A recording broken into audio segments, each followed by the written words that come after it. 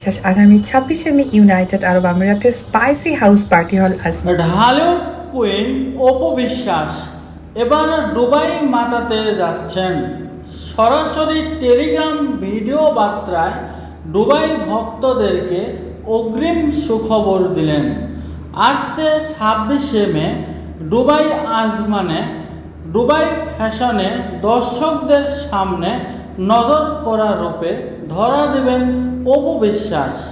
সপ্তাহব্যাপী অপু বিশ্বাস বিভিন্ন ধরনের অনুষ্ঠানে সেখানে উপস্থিত থাকবেন ও মূলত দুবাই ফ্যাশন শো নামেই হাজারো তারকাদের মাঝে নাচ ও গানে ব্যস্ত সময় পার করবেন জনপ্রিয় এই নায়িকা।